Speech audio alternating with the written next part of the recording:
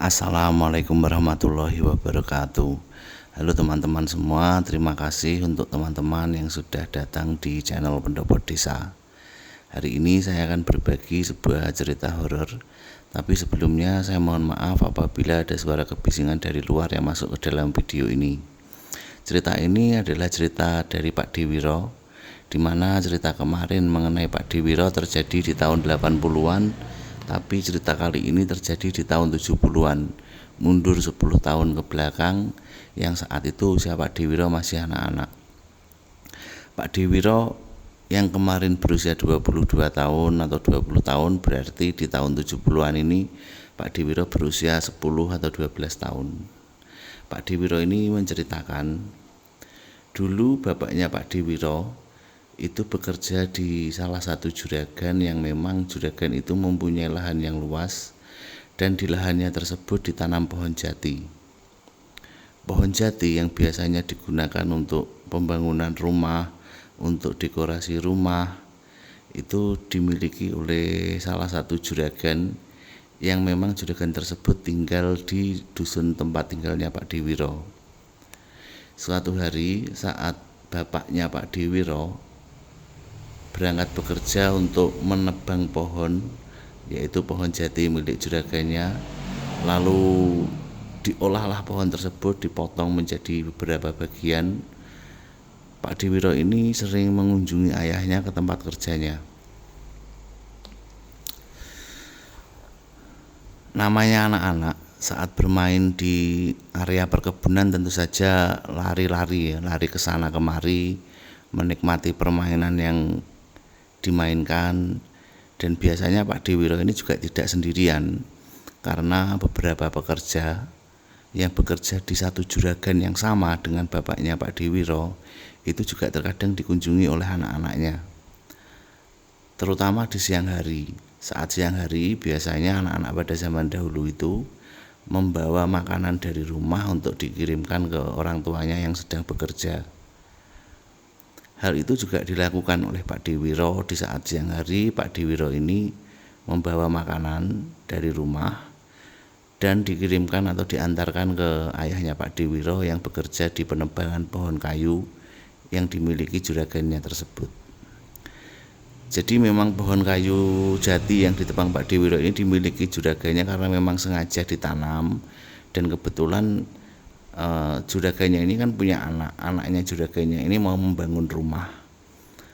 Oleh karena itu dibutuhkanlah pohon jati ini untuk ya mungkin buat ornamen di rumah tersebut lah ya. Intinya seperti itu, hingga akhirnya Pak Diwiro saat siang hari datang menemui bapaknya. Pak Diwiro pun juga bertemu dengan anak-anak yang lain, anak-anak pekerja yang lain yang sama-sama mengantarkan makan siang untuk orang tua mereka.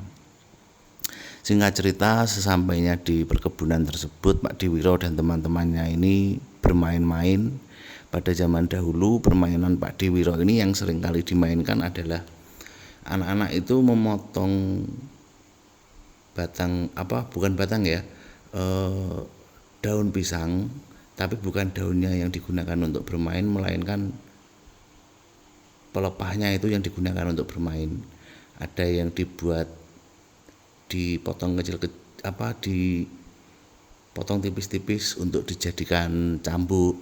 Ada yang dibuat seolah seperti mainan senjata-senjataan seperti itu.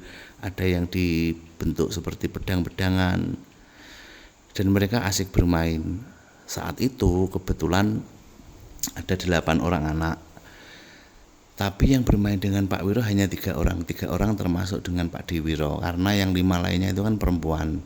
Jadi yang perempuan bermain sendiri, Pak Diwiro dan 3 orang temannya ini juga bermain sendiri. Saking asiknya bermain, berlari ke sana kemari, hingga Pak Diwiro dan 2 orang temannya ini sampailah di pinggir sungai dekat dengan perkebunan pohon jati tersebut. Sungainya tidak terlalu lebar sekali. Ya lebar apa enggak ya, mungkin sekitar 10 atau 15 meter lah lebarnya.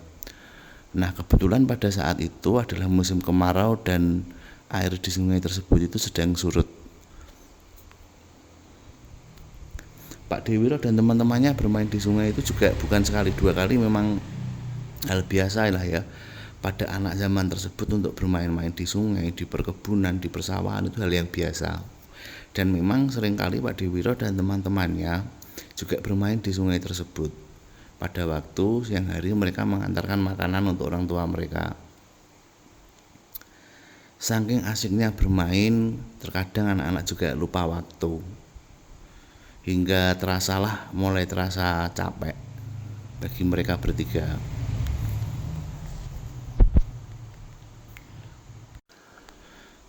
Di saat capek itulah Pak Dewiro dan teman-temannya duduk di pinggir sungai. Ia membasuh kaki, membasuh tangan sambil duduk-duduk di situ. Namun anehnya, saat Pak Dewiro melihat ke salah satu sudut di sungai tersebut, ada sebuah warung yang berdiri di dekat sungai tersebut. Pak Dewiro pun juga kaget. Ini kan ya, sungai itu kan tempat sering Pak Dewiro dan teman-temannya bermain. Sebelum-sebelumnya ya nggak ada warung. Apalagi di tahun tersebut warung pun ada juga sangat jarang sekali. Dan lebih anehnya warung itu ada di pinggir sungai. Kenapa Pak Dewiro bisa mengetahui itu adalah warung? Dikarenakan memang warung pada zaman dahulu mungkin sangat berbeda dengan sekarang ya. Kalau warung zaman dahulu itu ya terbuat dari potongan-potongan bambu yang ditancap-tancapkan, terus dibuat seperti gubuk kecil begitu. Nanti ada jendelanya, ada pintunya, ada beberapa dagangan yang memang ditaruh atau diletakkan di situ. Pak Dewiro pun melihat ada beberapa, terlihat dari jarak jauh itu seperti ada beberapa gorengan, beberapa, kalau zaman dulu jajan-jajan yang dikemas itu kan masih sangat jarang ya. Pak Dewiro lihat ada gorengan di warung tersebut. Akhirnya Pak Dewiro memberitahu temannya, itu lihat ada warung di sana. Kan dulu nggak ada, kok ini ada warung di sana, warungnya siapa ini? Penasaran lah Pak Dewiro. Temannya Pak Dewiro ada 2 orang, itu kita sebut saja nama teman beliau. Yang satu adalah Pak Cokro, yang satu adalah Pak Banti. Tanpa mengurangi rasa hormat, untuk cerita ini nanti kedepannya kita langsung manggil atau menyebutkan nama beliau bertiga dengan nama langsung saja. Wiro, Cokro, dan Banti. Saat melihat hal tersebut, mereka bertiga pun mendekati ke warung tersebut. Gimana kalau kita mendekati warung itu? Kita lihat itu beneran apa enggak? Tapi dilihat dari jauh kok enggak ada orangnya. Apa orangnya masih kemana? Itu kan mereka bertiga penuh dengan rasa penasaran. Akhirnya mereka bertiga pun memutuskan untuk mendekati warung tersebut. Saat mereka bertiga mendekati warung tersebut, warung ini kan letaknya di seberang sungai. Jadi mereka harus melewati sungai tersebut. Dikarenakan musim kemarau dan sungai ini sedang surut, jadi airnya itu tingginya di bawah lutut. Ya cukup berjalan kaki sudah sampai di seberang sungai. Saat mereka bertiga mendekati warung, sebenarnya mereka bertiga itu mendekati warung hanya karena penasaran ya. Kok ada warung ini yang dulunya nggak ada, kok sekarang ada. Mereka bertiga pun mendekati warung tersebut. Lalu mereka bertiga melihat memang benar ada beberapa gorengan di situ. Memang benar ini adalah sebuah warung. Mereka bertiga pun manggil-manggil penjaga warung ya. Kalau zaman dulu biasanya kalau manggil penjaga warung itu ya dengan sebutan untuk menghormati penjaga warung itu.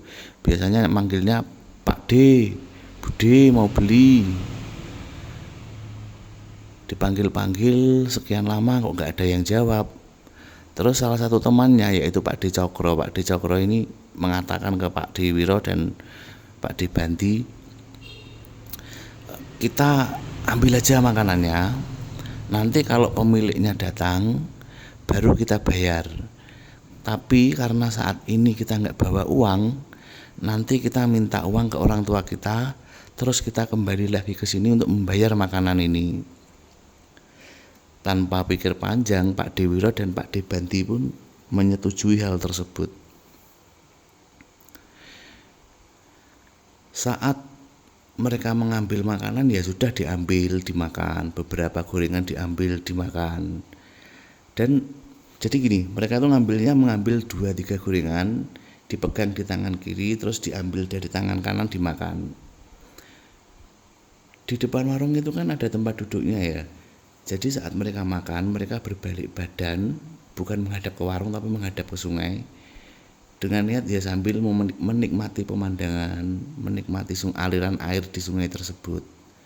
Makanlah mereka bertiga di warung itu dan menghadap ke sungai. Saat menikmati gorengan tersebut, tiba-tiba terdengar suara dari belakang mereka.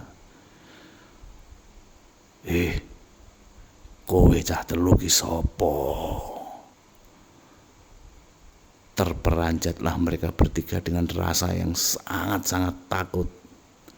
Dan sebelum menoleh ke belakang, secara bersamaan mereka bertiga terasa seperti ditendang dari belakang. Hingga akhirnya mereka bertiga pun terjungkal bersama sampai ke bibir sungai. Gorengan yang dipegang di tangan kiri itu kan masih ada.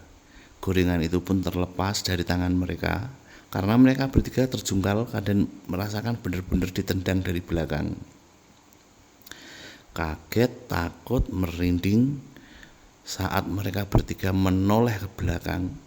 Ternyata warung tersebut sudah menghilang dan ada sosok hitam tinggi besar di sana. Tanpa pikir panjang, mereka bertiga pun lari menyusuri sungai untuk kembali melaporkan hal ini ke orang tua mereka. Sesampainya di perkebunan tempat orang tua mereka berada, mereka bertiga pun menceritakan hal tersebut ke orang tua mereka.